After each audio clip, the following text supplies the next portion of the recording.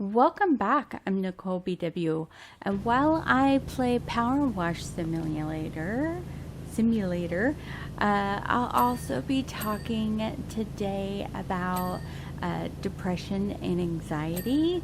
So if this is not the topic for you, feel free to skip this video. I hope you join us for the next one.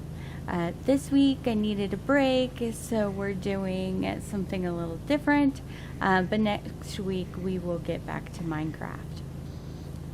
So I really wanted to talk about depression and anxiety because those are things that do affect me and is something that keeps me from being able to really get into my videos when I record.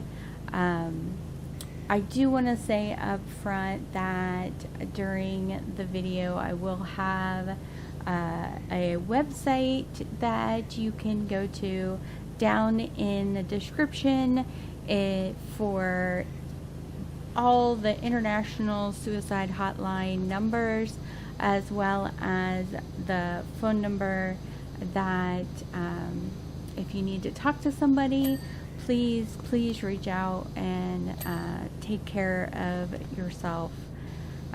So I will have those down in the description. So something that I have been affected by is depression. So I kind of want to start with that first. And I have been clinically diagnosed. She called it mild, like it's a version that's hard to diagnose. So it does affect me when it is so you go through phases of it affecting you more and phases where it affects you less. And so, or at least for me, so when it does affect me, it does affect my mood, it affects my ability to communicate with other people, it affects my enjoyment of things. I have days where I can't feel anything but just sad and like I'm a zombie and like my head's in a fog. I can't concentrate. I'm on the verge of tears. I'm annoyed at everything and everyone, and it's very, very difficult not to have that mindset. Like I've tried to not have that be the basis for my mindset and during these times, and it's really, really difficult.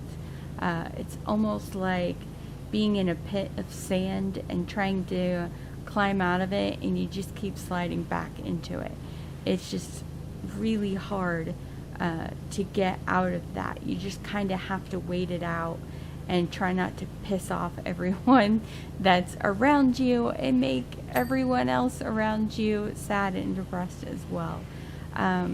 I always feel bad for my family because I can't be there for them like I normally am.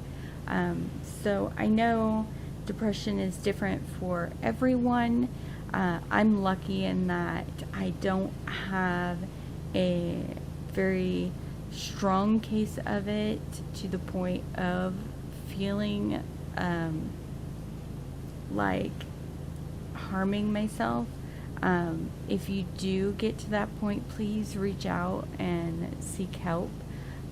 I've had family members that have been that way, and it has not turned out well. So I do understand, and it is really difficult. So one of the things that has helped me, and again, I feel lucky in that it's just mild, it's not full blown, so I don't know if this works for full blown depression, but something that's helped me is I have been eating keto friendly. It's what you would call lazy and dirty keto. I don't track my carbs, and I don't measure anything out, but I don't eat anything with added sugar. I make sure that the things that I do eat have a low amount of net carbs per serving. So I think the thing that I do kind of stretch on is peanut butter. I absolutely love peanut butter. I eat it all the time. I probably eat too much of it, and if I cut that out, that would probably help a lot better. But cutting out sugar has really helped me have more energy.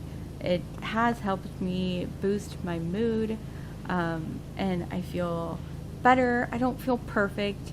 I still have, times where my depression creeps in, and there's nothing really I can do about that. But I feel like it does help it not happen as often and for shorter periods of time. So that's something that I have found that helps me. I hate exercising. I absolutely hate it. So that's supposed to also help as well. So it's something that I really, really need to try to introduce into my lifestyle, but is very difficult for me to want to do that because I really just, it's not me. Yeah, but again, it's different for everybody. So there's no one size fits all. I have tried medication in the past, but it doesn't help. I did find a medication that did help for a little while, for a few months, and then I started feeling even worse while taking it. So I had to be removed from that, and I haven't tried anything different from that since then, because the eating keto has helped me have, more energy. It's just helped me feel better. I feel less like my brain is in a fog. But you guys watch my videos. You know that I get sidetracked. I might have ADHD. I don't really know. I'm so old that at this point I wouldn't be surprised if I'm like undiagnosed, like ADHD or autistic, or on the spectrum somewhere in like neurotypical or divergent, and like yeah, I wouldn't be surprised. I'm really good at masking. So anyway, the second point that I wanted to bring up was anxiety. Now, this is something that I really, really struggle with, and it has gotten worse and worse over the course of my life as I get older. Is something that I definitely have. Both of these things I've had since being a teenager. I can remember having these, but my anxiety has definitely gotten worse, to the point where I do take medication every single day for it. If I miss my medication, I definitely feel the effects the next day. And yeah, so for me, and something I've noticed on TikTok that I've been addicted to lately is that anxiety feels different for a lot of different people. So for me, I will all of the sudden, out of the blue, like I could be doing just normal things that don't affect me on any other day, but out of the blue, I will all of a sudden feel overwhelmed. It'll feel like somebody's sitting on my chest, like I can't hardly breathe. My heart starts racing. I feel like I am suddenly in that fight or flight mode, and I have, from the past, anytime there's been like a sudden um, I don't know, like a moment where you have to think fast on your feet, I definitely freeze. I do not fight. I don't run away. I freeze up. And like everything happens in slow motion, but I can't do anything. So that's kind of what it's like. Like just all of a sudden, I feel like I can't do anything. I can't breathe. Like something really terrible is about to happen, and it's scary. And so I do take medication for that. I take it every night before bed, doctor prescribed, with another medication. Helps me sleep, and it lasts for the next day to help me. But if I'm having a very bad day where my anxiety is really ramping up, then I'm allowed to take the medication again during the day. So I have noticed that anytime I have to meet new people or go somewhere new, if I have to do this by myself, then I really have bad anxiety. If my husband can go along with me, that helps. He's like my blankie. So it helps calm me down. If my children are with me, then the kind of mom protector helps get me through that, and I'm more concerned about them. Even though they're like teenagers and practically adults at this point, and can take care of themselves, I still use that to help me get through those situations.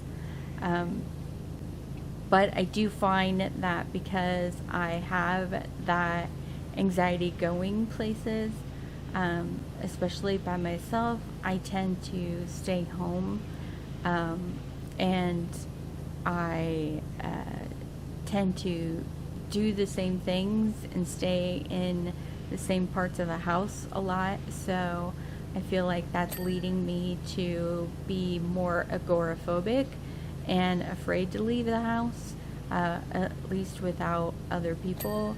So it's bad. It's not fun, but doing videos helps me because I realize I'm talking to other people. I have people responding. It really does help when you guys comment on my videos, not only for my channel, but for my mental health. It helps me learn to better communicate with people and understand that I can leave the house and I will be okay. I can talk to people. It's okay. So I do really appreciate when you guys respond to my videos because it does help in that way. So the last thing I wanted to bring up was that mental health is important, and I realize that a lot of people are not in a situation where they can just afford to throw money at their mental health. They can't go see a psychiatrist, they can't go see doctors or afford medication. I understand that, but I do really think that it's one of those things that is a quality of life thing, and when you feel better and you feel happier and you're not constantly in that dark, dreary place where you're constantly afraid something bad's gonna happen, I feel like that really does affect your physical health. And so when you do take care of yourself, mentally, then I feel like physically you also are going to be better, and that's going to reduce the cost for that as well. But I realize I'm in a privileged situation where I can afford to go to the doctor. I can't afford medication. Although I will say that my anxiety meds with my health insurance that I do have is like $2 for a month's worth. So that's nice. I am lucky in that situation. Also, I know that groceries are expensive, but just try to reduce the amount of sugar in your diet. And yeah, I can't give up my Diet Cokes. That's my one vice. I've cut out alcohol. I don't smoke. I don't do drugs.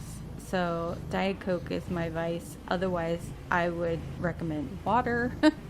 But just try to eat better. Try to be more active, even if it's just taking a walk, or cleaning your house more, or I don't know, walking in circles in your house, or doing something. Don't just sit in your chair all day. There's some days that I do that, and I realize those are the days that I mentally don't feel well.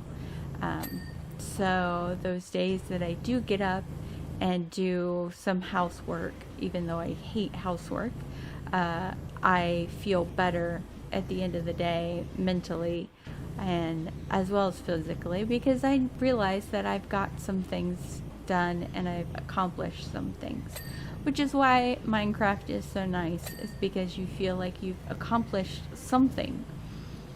So yeah, and of course the most important thing out of everything is have someone that you trust and you can talk to and you can be honest with, and they will listen and understand and be there for you. I think that is a huge important thing to have in your life, is to have someone. And if you, whether or not you do have someone or you don't have someone, do not hesitate to call one of the numbers in the description if you do need to talk and you don't have someone that you trust enough with that information. They will be there and be very understanding of what is going on. You're definitely not alone. There are millions of people in the world that suffer with all of this stuff. Everyone has something that they're going through, whether they show it online or not. I try to be as positive as possible in my videos. Sometimes that doesn't always come across, but you guys don't need to hear me being all depressed and negative all the time. But I just keep that for my husband. But yeah, like, take care of yourself. You guys are very important. Everybody is important. We all need to take care of ourselves. Sometimes we get into the habit of taking care of others before ourselves, but we really do need to take care of ourselves before we can take care of others. Just like you put your mask on before your children's mask when you're in an airplane, because if you're passed out, you can't help anybody else. So take care of yourself. That way you can better take care of those around you.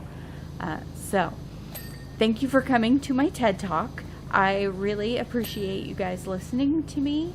I feel like this week I want to give you guys a better understanding of who I am. So that's what we're doing this week. I think that is going to be it for today. If you made it this far and haven't subscribed yet, please do so below. I hope the rest of your day is a good one and tomorrow is even better. I'll see you in the next video. Bye bye.